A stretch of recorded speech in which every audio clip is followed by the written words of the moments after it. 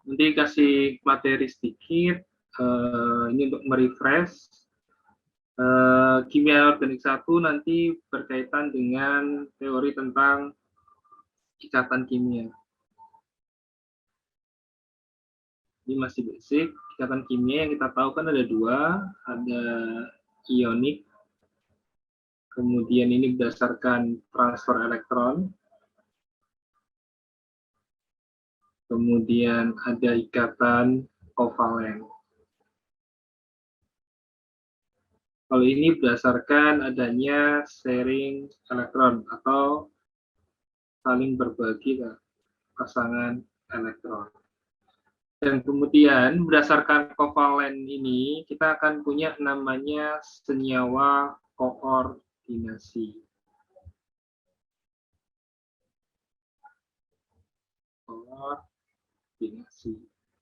Senyawa koordinasi ini nanti terbagi jadi dua. Ada namanya senyawa kompleks.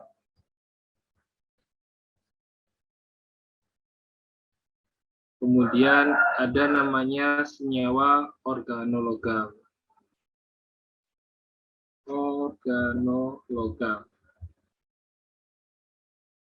Kalau ini berarti berdasarkan atau melibatkan antara atom pusat, biasanya logam, atom pusat dengan ligan. Kemudian kalau organologam biasanya melibatkan antara atom karbon dengan ligannya. Nah, kemudian di senyawa koordinasi ini kita juga harus mengenal tentang perkembangan teorinya.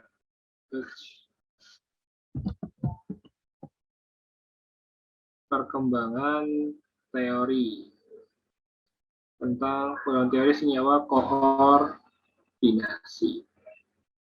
Oh ya, sebelumnya untuk kovalen koordinasi itu berarti salah satu atom itu sebagai penyedia pasangan elektron, sebagai penyedia pasangan elektron.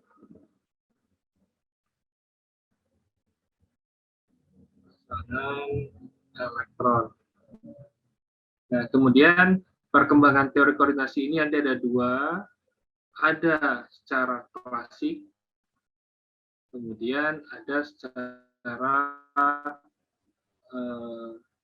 modern. Yang modern ini nanti ada 4, atau ini apa namanya, dimulai dari teori tentang valensi bond teori, atau sering disingkat dengan VBT, atau teori ikatan valensi. Kemudian ada tentang kristal,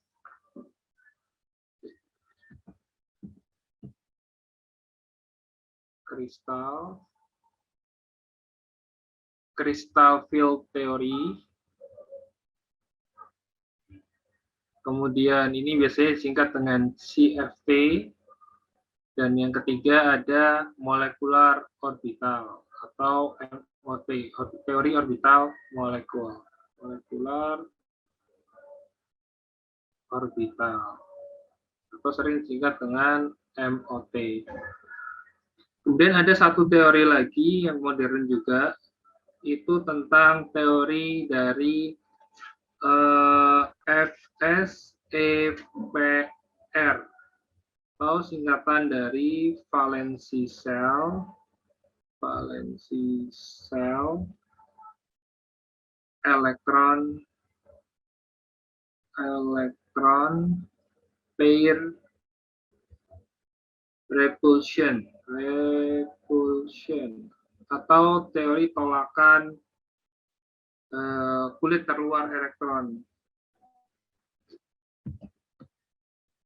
Teori tolakan kulit terluar elektron valensi, kulit terluar elektron. Jadi ini berkaitan dengan repulsion atau teori tolakan elektron. Kemudian kita akan bahas sedikit ini untuk menjawab soal nomor 1.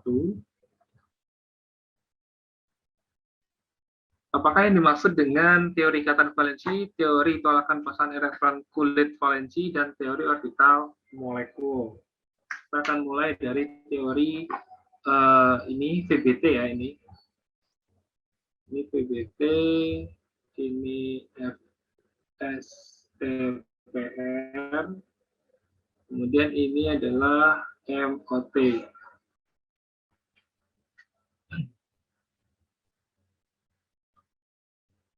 Jadi yang FBT dulu. FBT ini biasanya berkaitan dengan sifat-sifat ini, apa namanya?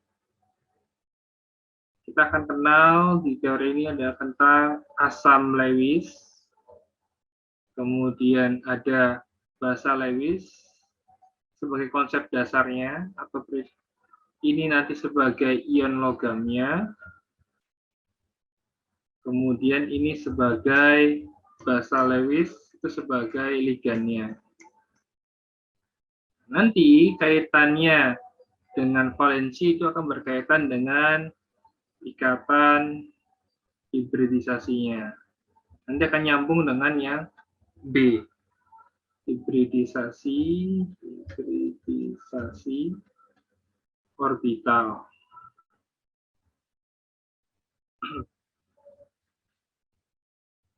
Ini entah itu S, ini P, ini D, orbital SPD. Kemudian di VBT ini kita juga akan kenal namanya konsep dua konsep orbital, yaitu ada yang disebut dengan outer orbital atau orbital luar dan inner orbital atau orbital dalam.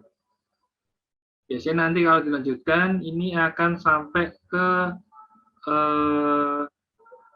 geometri molekulnya, misalkan nanti ada sp3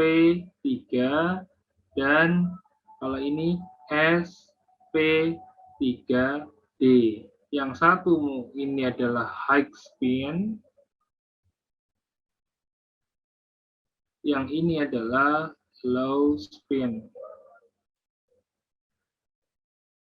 Nah, kelemahan dari teori ikatan valensi atau VBT ini itu adalah kelemahannya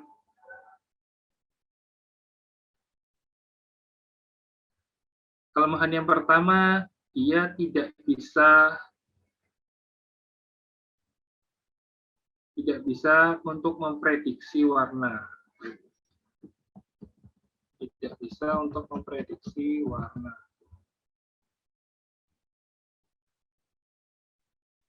Tidak bisa untuk memprediksi warna.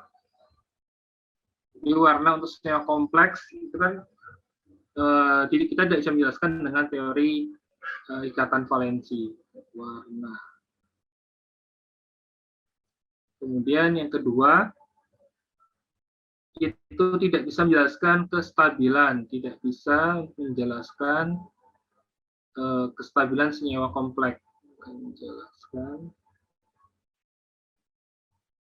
kestabilan senyawa kompleks.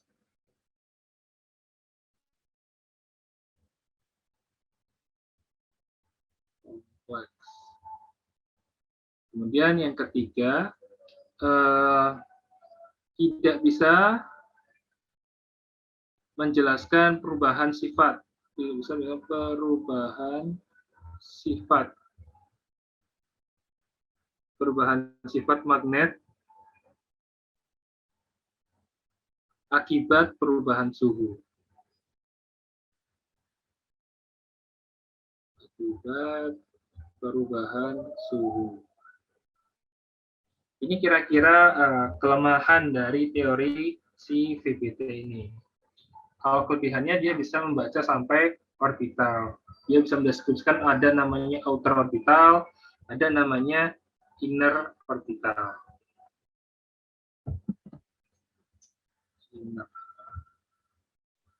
Kemudian kelemahan ini sebetulnya nanti dilanjutkan kalau di sejarahnya dia akan dilakukan oleh teori orbital kristal.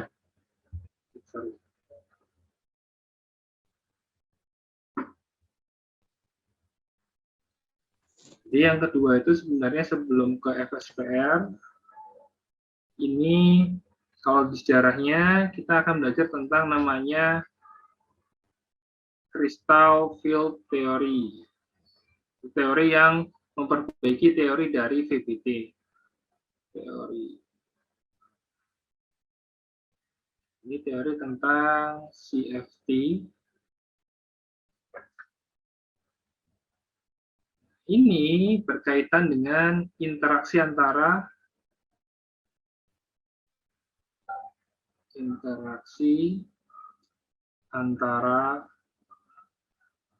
muatan ligan yang mana negatif dan dengan orbital D pada atom pusat,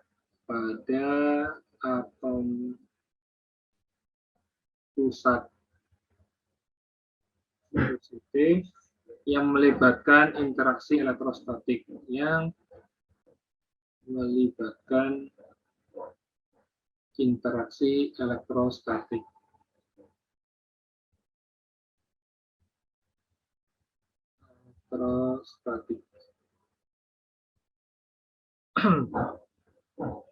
Kemudian di teori medan kristal CFT ini kita akan mendapatkan nanti beberapa poin kelebihan medan kristal ini. Yang pertama kita akan mendapatkan splitting energinya,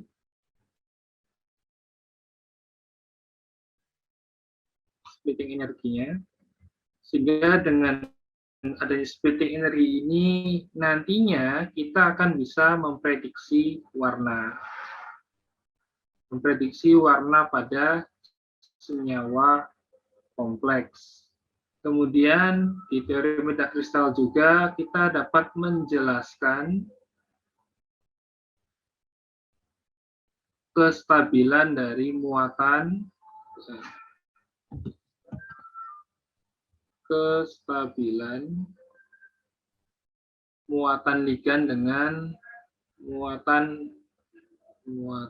ligan dengan muatan ion logamnya.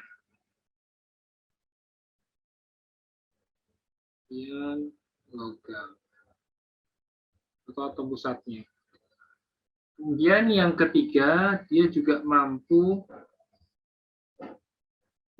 menjelaskan tolakan elektron pada orbital untuk muatan ligan.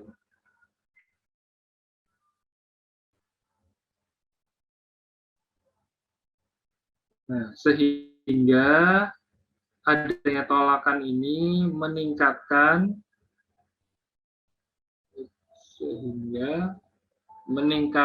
energi potensialnya.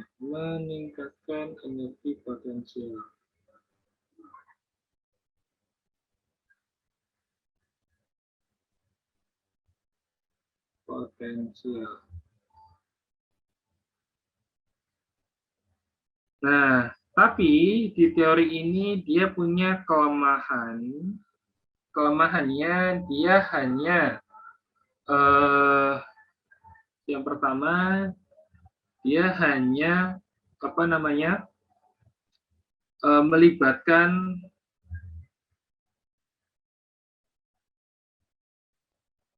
elektron valensi.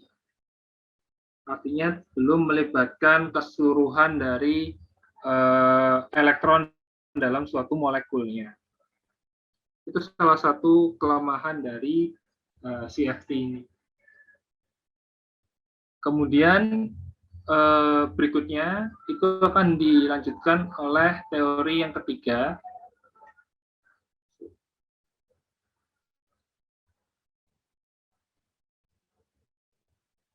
Teori yang ketiga ini yaitu teori tentang orbital molekul. Teori orbital molekul. Nah, di teori orbital molekul ini semua elektron di tiap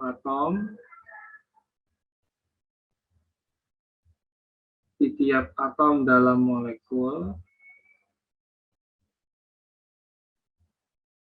terlibat dalam pembentukan ikatan, terlibat dalam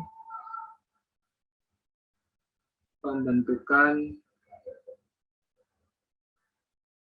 ikatan.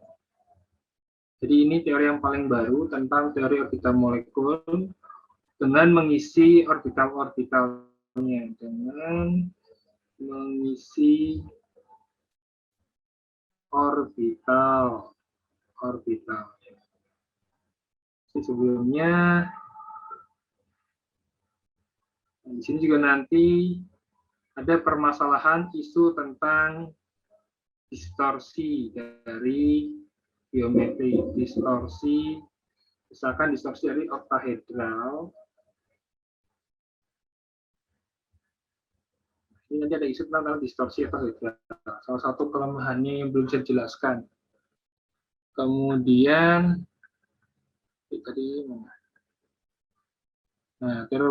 semua elektron di tiap atom dalam molekul terlibat dalam pembentukan ikatan dengan cara mengisi orbital-orbitalnya. Nah, di sini juga akan berkaitan dengan namanya orbital. Kalau sebelumnya kita mengenal inner dan outer, di sini kita akan mengenal namanya orbital molekul ikatan. Molekul ikatan atau disebut dengan bonding. Jadi bisa sigma atau bisa juga pi. Kemudian yang kedua ada orbital molekul anti-ikatan. Ikatan atau sering disebut dengan anti-bonding. Anti-bonding. Ini nanti simbolnya ada P star atau juga P star atau sigma star atau P star. Itu melambangkan anti-bonding. Dan selanjutnya itu ada namanya bond order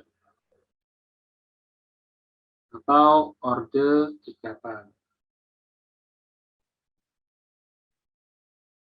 Ini nanti ada dua, ada dalam bentuk molekulnya, kemudian ada dalam bentuk ionnya. Ini akan berkaitan dengan jumlah ikatan pada suatu molekul. Apakah dia ikatannya alkena, alkuna, ataupun alkana. Atau satu ikatan, dua ikatan, atau tiga ikatan. Jumlah ikatan pada molekul.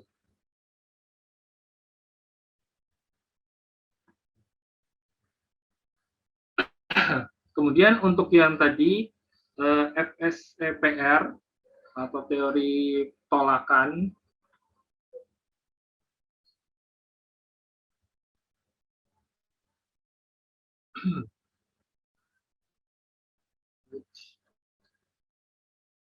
teori FSPR. SPR.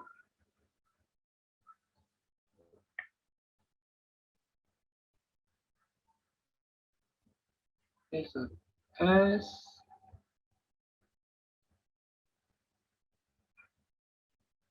teori valensi, menggunakan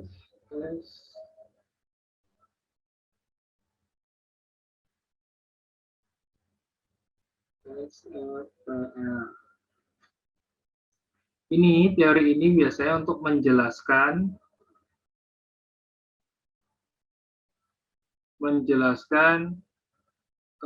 bentuk-bentuk molekulnya, bentuk-bentuk molekul berdasarkan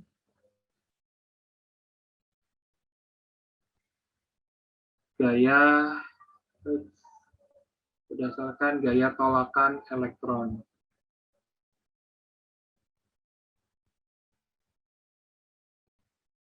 Berdasarkan gaya tolakan elektron,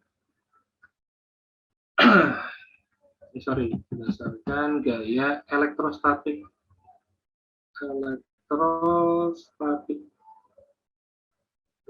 antara pasangan elektron.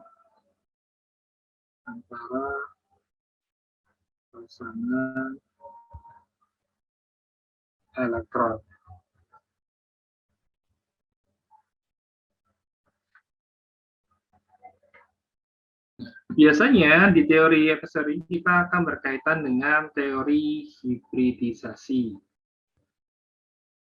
Nanti akan nyambung di soal nomor 2, hibridisasi, atau berkaitan dengan persilangan atom atau pengikatan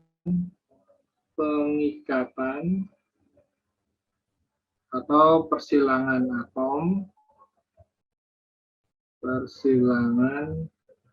atom untuk membentuk suatu orbital baru.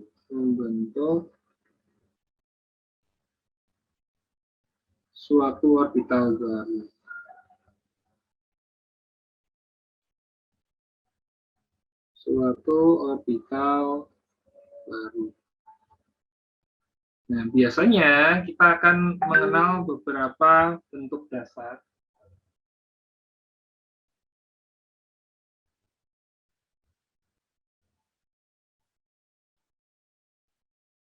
Nah, biasanya nanti bentuk orbital baru ini akan berkaitan dengan struktur geometrinya, struktur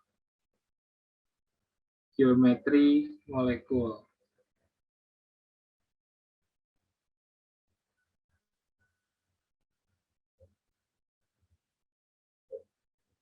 Oke. Nah, di sini kita harus mengenal bentuk atau model dasarnya. Bentuk dasarnya, hibridisasi sedikit mengulang bentuk dasar. Ini yang pertama ada linear, kemudian ada trigonal planar,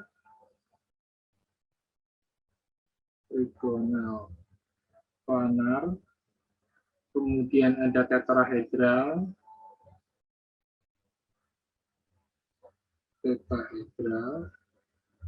kemudian ada trigonal bipiramida,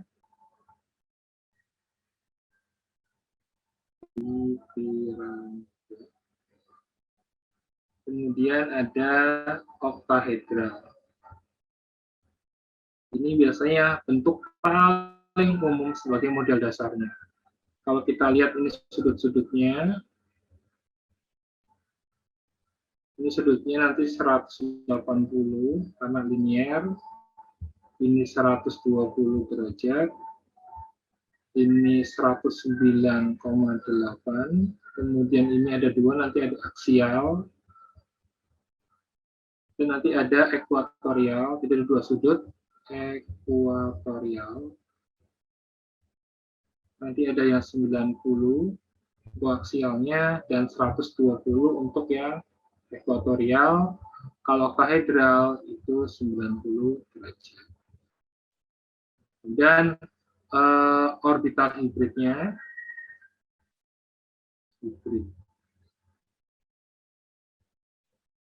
Kalau untuk yang linear, dia nanti ada SP, atau kalau bentuk umumnya atau rumus dasarnya adalah AX2, kemudian untuk SP2, trigonal planar, dia adalah AX3, kalau ini tetrahedral SP3, berarti AX4, kalau trigonal bipiramida, berarti dia SP3D, berarti AX5, kemudian kalau yang oktahedral itu bisa SP3D2 atau D2SP3.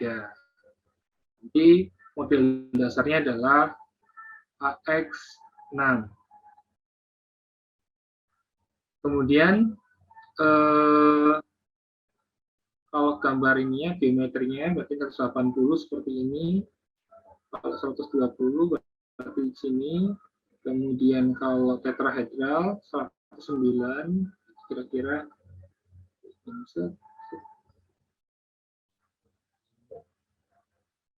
Kemudian kalau trigonal bipiramida berarti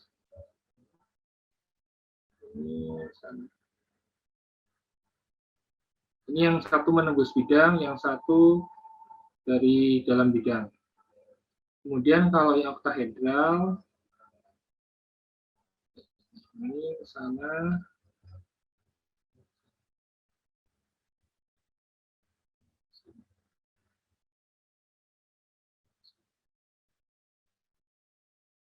Ini yang garis-garis putus ini berarti ini masuk bidang. Ini masuk, ini yang di keluar bidang. Itu kira-kira bentuk dasarnya.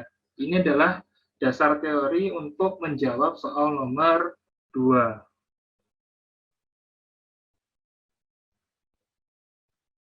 Nah, tentukan bentuk geometri berdasarkan teori FSE-PR pada molekul berikut ini. Sebelum menjawab ini, diberikan langkah-langkahnya dulu, step-stepnya sebagai contoh. Untuk step-stepnya, misalkan kita punya PCl3.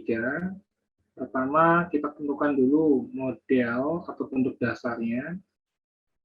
Misal untuk yang PCl3 ini kan berarti AX3, kemudian atom pusatnya. Kita ini pertama, ini kedua, tentukan atom pusatnya. Ini berarti P, kemudian yang ketiga adalah elektron valensinya. Elektron valensi. Ini 5 elektron karena di golongan 5. Kemudian jumlah elektron yang berikatan. Elektron yang berikatan. Karena ini C, Cl maksudnya, dia kan 1 elektron, dikalikan ada 3, berarti ada 3 elektron yang berikatan, kemudian 5 sisa elektronnya, itu dari 5 elektron yang dimiliki oleh P, dikurangi yang berikatan 3 elektron, maka sisanya adalah 2 elektron. 2 elektron maka membentuk PeP, pasangan elektron bebas. Sehingga bentuk geometrinya atau rumus orbital barunya, rumus dasarnya adalah A, X, 3, dan E. E ini melambangkan bahwa dia punya satu pasangan elektron bebas. Kemudian kita masuk ke soal untuk yang A.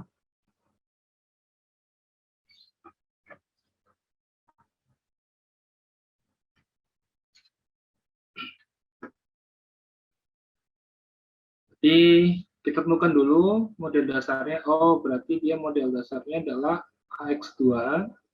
Kemudian kita konfigurasikan si BE. BE ini berarti dapat 1S2. BE ini 4 ya ini ya. Nomor atomnya 1S2, 2S2. Maka elektron valensinya 2. Kemudian Cl 17, Yang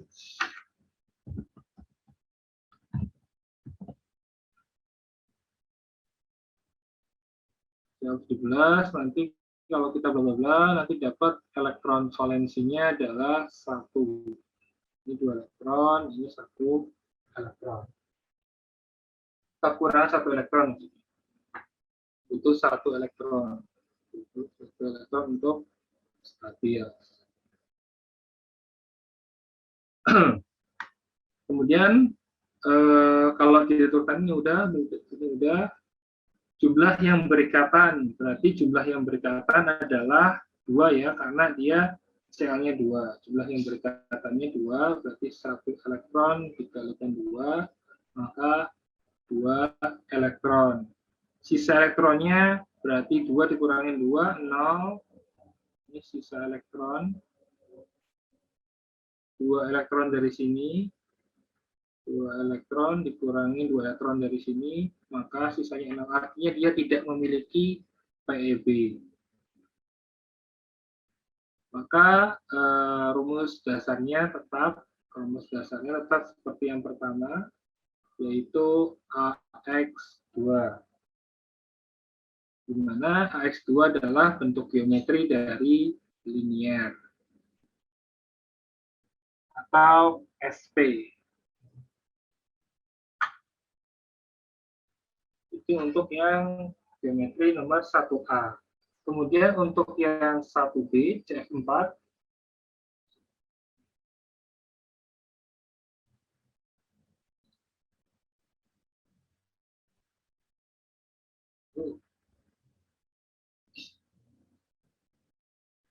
untuk yang 1B,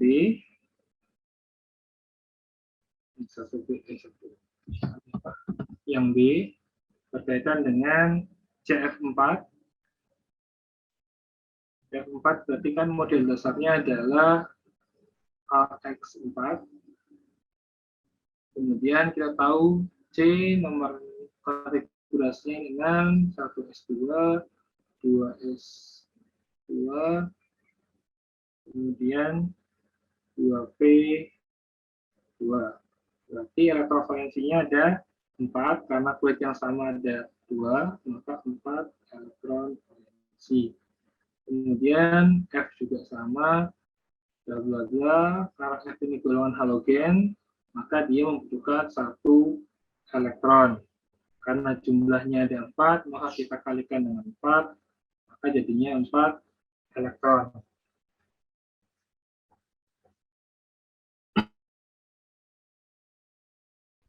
Kemudian kita hitung sisa elektronnya. Sisa elektronnya 4 dikurangi 4.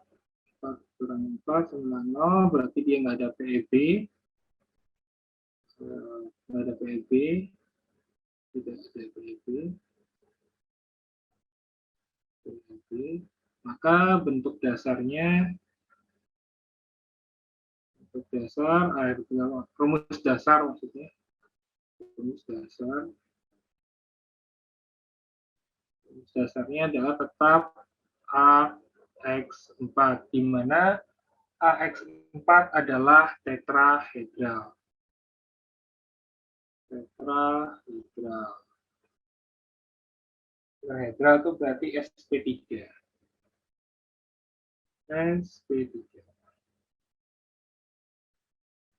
Kalau bentuknya kayak ini, C, ini, ini,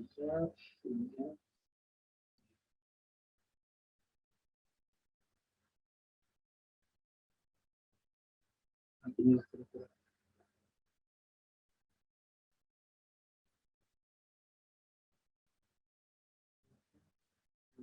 Nah, ini bentuknya adalah tetrahedral. Kemudian yang C,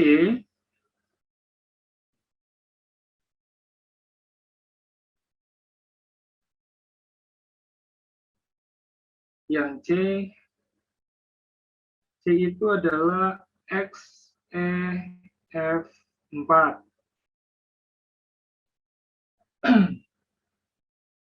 Kita tahu adalah si xenon. Xenon ini adalah golongan gas mulia. Maka elektron, kalau kita konfigurasikan elektron valensinya, ini nomornya 54, kalau kita konfigurasikan dapat elektron valensinya adalah 8, kemudian F ini 9, ini ya. Kemudian kalau kita dapat elektron valensinya adalah kita butuh satu elektron, untuk di objek, satu elektron. Kalau elektron valensi dari F sebenarnya 7 ya, 7 elektron valensi. Sama si Cl juga solidar. Ya, bisnis. Itu maksudnya elektron valensinya adalah elektron valensi F-nya itu 7.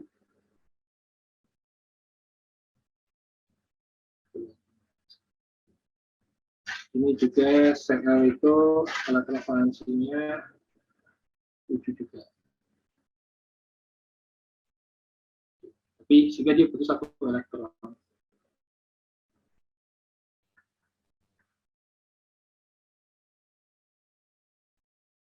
Oh, belum. Nah, untuk yang ini tadi bentuknya belum. Ini berarti bentuknya adalah ini BE, ini Cl, ini juga Cl. Nah, kira-kira gitu bentuk molekulnya. Untuk geometri molekulnya. Kemudian yang C, berarti kalau ini, karena ini butuh ada 4, berarti kan dikali 4 ya. Berarti dia punya, atau butuh 4 elektron, butuh 4 elektron. Kemudian kita hitung dulu jumlah ikatannya 8. Jadi kan ini dia punya 8 elektron. Jadi sisanya itu kan 8 elektron dikurangi 4 elektron, tinggal 4 elektron. 4 elektron ini berarti kita bagi 2 untuk menentukan PEB-nya. Jadi dia punya 2 PEB. Sehingga bentuk dasarnya atau rumus dasarnya ini sebelumnya adalah bentuknya, model dasarnya AX4. Kemudian kalau sudah dihibridisasi, jika rumus dasarnya berubah menjadi AX4 E2. Karena dia punya 2 PEB. Sehingga nanti bentuknya adalah segi 4 datar.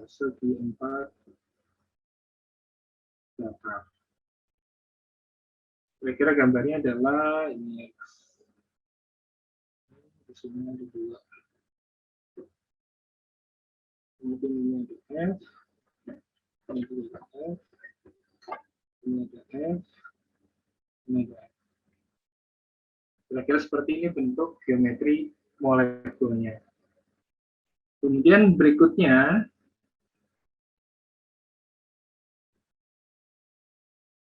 itu tentang gambarkan dengan tepat diagram orbital molekular pada Cn, lengkapi dengan perhitungan ordo ikatan atau bond order, sifat kemagnetan, dan konfigurasi elektronnya.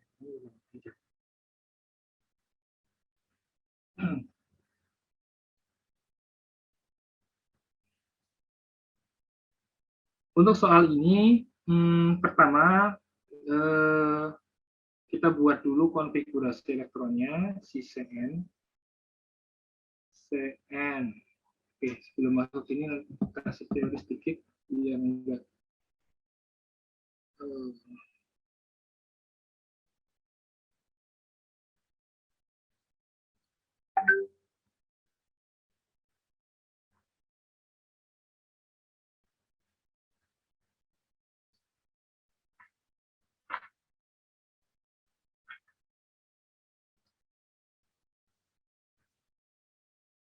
Berkaitan dengan soal yang tadi tentang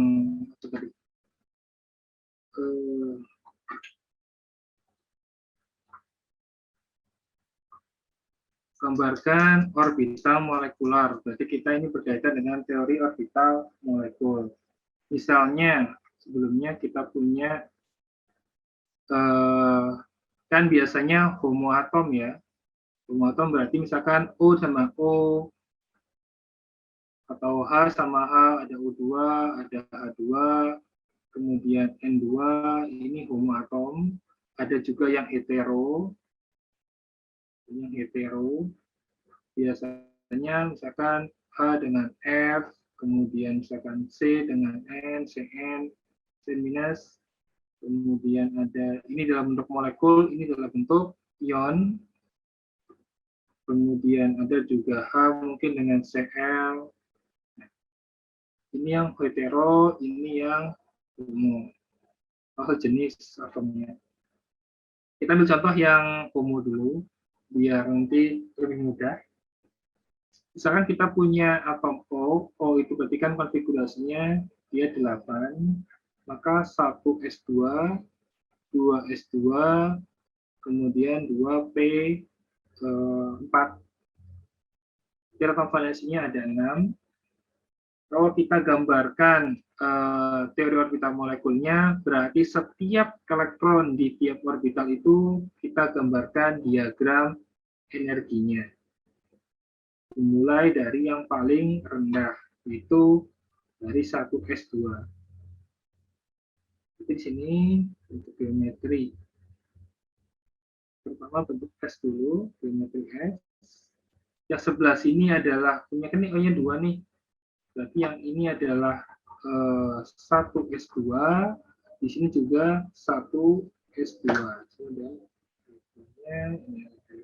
Satu elektron dari sini, satu elektron dari sini, ini dari sini, ini juga dari sini. Maka nilai BO-nya sama dengan, berarti kan BO itu sama dengan jumlah elektron bonding dikurangin jumlah elektron anti bonding dibagi 2.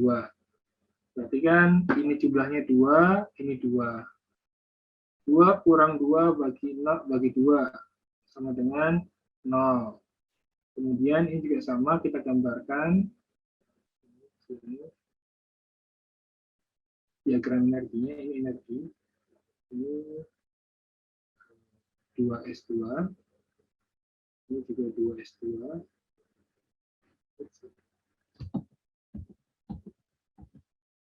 ini 2s2, tapi ini sini, ini sini, ini sini, ini sama, BO-nya sama dengan 0. Nah, kemudian kita ada di orbital P, tetapi lebih besar bentuknya.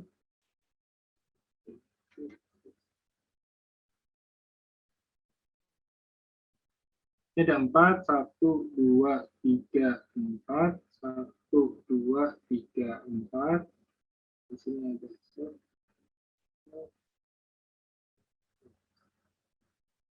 kita isi yang paling ini dulu, ini 1, ini 1, ini 1, ini 1, 1, 2, 3, 3, kemudian ini 1 di sini, 1 di sini. Ingat pengisian elektron dimulai dari setengah isi dulu, kemudian penuh. Karena kalau ini berikatan dengan ini, itu kita melanggar aturan dari Pauli. Jadi isi satu-satu dulu, kemudian baru diisi berikatan-berikatan semua.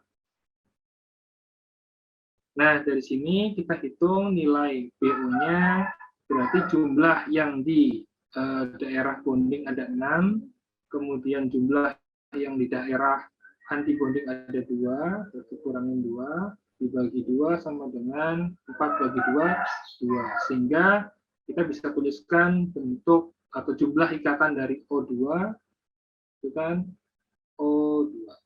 Nah, dia punya 2 buah ikatan. Ini melambangkan bond ordernya. Bagaimana kalau dia dalam bentuk misalkan O2- atau dalam bentuk O22- atau dalam bentuk ionnya. ini dalam bentuk netral, O2, ini dalam bentuk ionnya. Maka perbedaannya hanya ada pada yang bagian terakhirnya. Maknanya dia -1 dan 2 min, berarti dia ketambahan 1 elektron. Kalau 2 min, berarti ketambahan 2 elektron. Sehingga kalau kita gambarkan untuk yang 2 min, maka ketambahan 1. Bukan di sini atau di sini, tapi di sini. Karena setengah isi itu lebih stabil. Jadi nanti gambarnya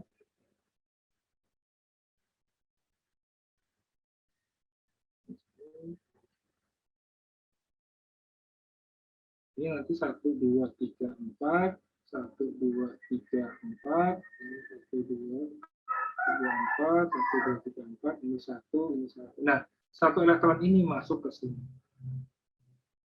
Sehingga nilai BO-nya dari 6 dikurangi 3 dibagi 2, maka semua 1,5. Kalau dia ada 2 elektron, maka dia nambah 1 lagi. Kalau nambah 1 lagi, maka nilai BO-nya 6 dikurangin 4 dibagi 2. Maka sebenarnya 1. Atau cuma punya 1 ikatan. Di antara O2, O2 min, dan O2, 2 min, yang paling stabil adalah yang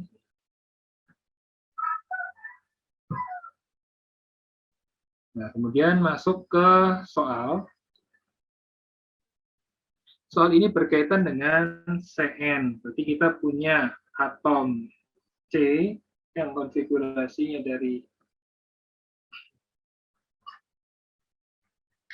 atom C, nomor atomnya adalah 6. Maka ini 1s2, 2s2, 2p2. Kemudian kita juga punya atom N. Atom N berarti kita punya 7 nomor atomnya. Ini 1s2, 2s2, 2p3.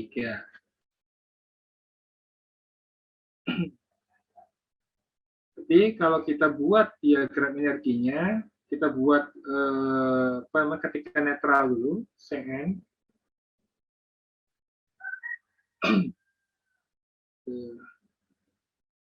Ini diagram energinya. S 1s2, 1s2 sama ya, berarti di sini. 1s2, ini juga 1, S2. Di sini ada, di sini 1, 1. BO di sini 0. Kemudian ini juga ada. Di sini.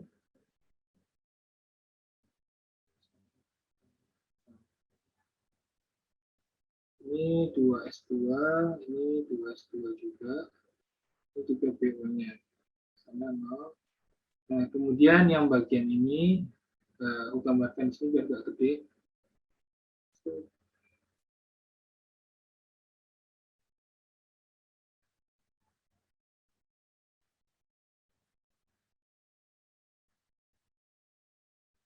Nah, yang C yang sebelah ini, C itu dia punya 2 ya, 1, 2. Kemudian yang N dia punya 3, 1, 2, 3. Sama kita isi ini 1, ini 1, ini 1, terus ini. Karena ini cuma punya 2, berarti ini cuma di sini. Nah, dia masih kurang 1. Ini berarti kalau hitungan BO-nya, berarti berapa jumlahnya? Ini 5 dikurangi 0 dibagi 2. Itu 2,5. Maka ketika dia dalam bentuk Cn-,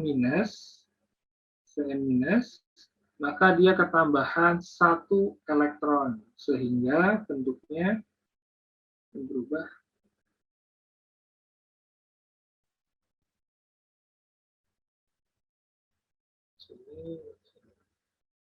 Ini 3, 1, 2, 3, ini terus 1, 2, ini 1, ini 1, ini 1, ini 1, satu, kemudian ketambahan satu elektron.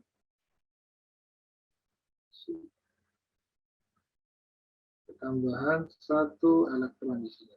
Nah, sehingga nilai dari PO-nya sama dengan 6 dikurangi 0 dibagi dengan 2 sama dengan 3. Kita tahu kalau struktur dari Cn- itu sama dengan 1, 2, 3 N, kemudian Cn-.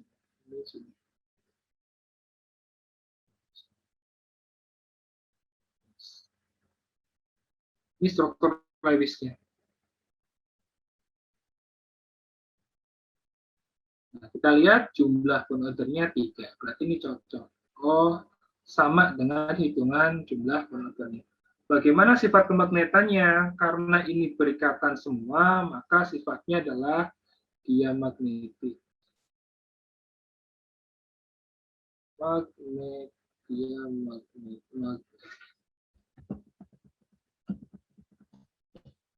Diamagnetik itu sifat kemagnetannya.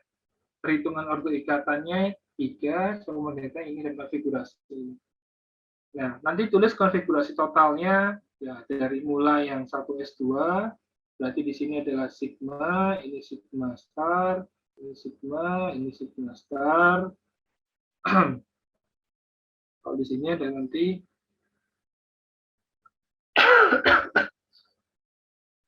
ada P, Px, ini Py, ini Pz, ini Px, ini Py, ini Pz.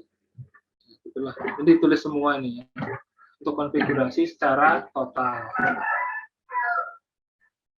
Itu kira-kira untuk yang soal nomor tentang CN. Kemudian soal berikutnya apa? Berikutnya. Tentukan geometri berselangkahnya, ini sama geometri caranya. Jadi tinggal ini bentuknya, oh ini AX4, kemudian ini adalah AX3, ini adalah AX5, kemudian ini ada AX2, AX2, kemudian H2O adalah AX2 juga. Ini NO3-min berarti AX3. Adanya minus berarti dia ketambahan satu elektron. Jadi nambah satu elektron. Ini caranya sama, bentuk geometri, NH3 bla bla bla, tinggal konfigurasikan ini. Silakan untuk latihan.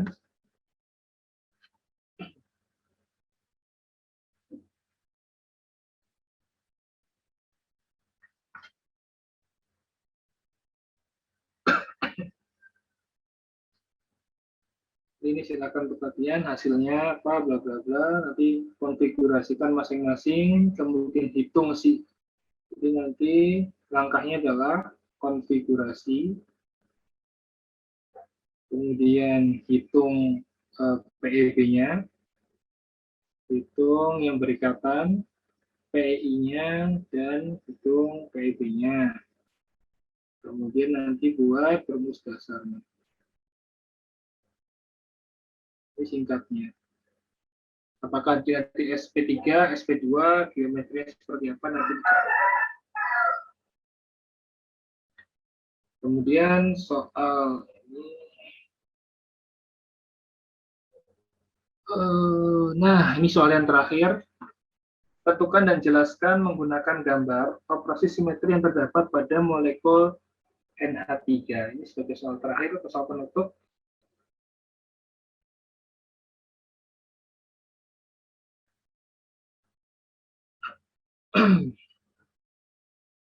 Menggambar dan operasi simetri yang terdapat pada gambar molekul. Pertama, jawab. Kita gambarkan dulu bentuk dasarnya atau bentuk awalnya. Bentuk awal dari NH3.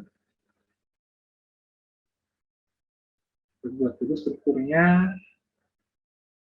Ini N.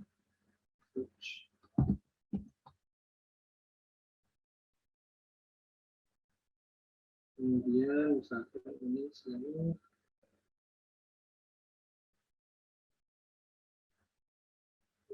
Nah, kita bedakan ini H1, kemudian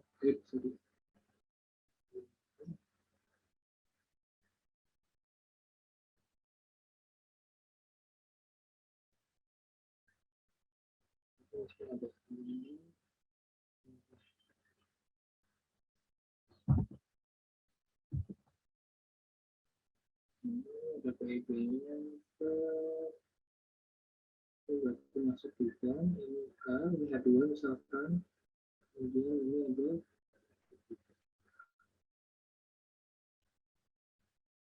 ini H yang ketiga maksudnya, bukan hanya 3 tapi H yang ketiga.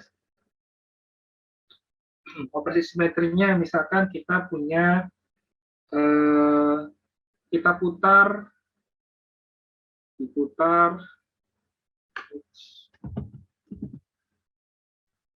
misalkan kita putar itu misalkan diputar sejauh 360 derajat. Artinya dia akan kembali ke posisi semula atau simetrinya misalkan ini harusnya ada gambar ini softwarenya. Ini nanti tetap kembali ke posisi semula. Dua, kemudian ini ada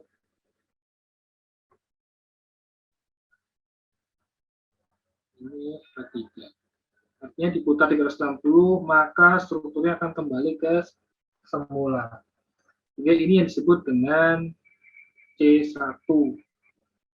C1 360 derajat. Kemudian berikutnya kita coba putar si NH3 ini diputar sejauh berapa, misalnya diputar sejauh 180 derajat untuk menentukan nilai C-nya. Kalau kita putar 180 derajat, maka hasilnya adalah ini berarti N, kemudian kita putar 180 derajat, maka ini akan berpindah ya. Ini menjadi punya H3 di sini. Ini punya H3, kemudian ini yang tetap di sini, ini tetap.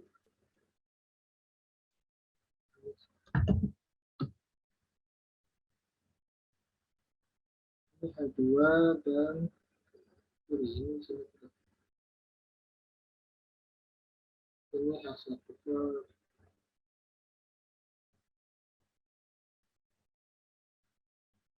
Nah, jadi yang berubah adalah posisi dari H3 dan H1 putaran karena dia diputar sejauh 180 derajat. Maka ini yang disebut dengan C2. C2 180 derajat. Kemudian misalkan kita putar lagi sejauh 120. Kita sudah 120. Maka posisi yang akan berubah adalah ini N sini. Maka nanti posisi dari di sini nanti H2 akan berpindah. Jadi H2 pindah ke sini dan H1 pindah ke sini.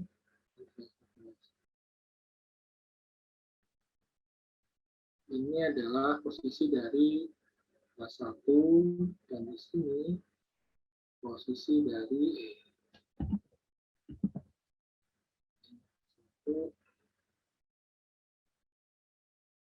ini posisi dari H3 ketika dia diputar sejauh 120 derajat.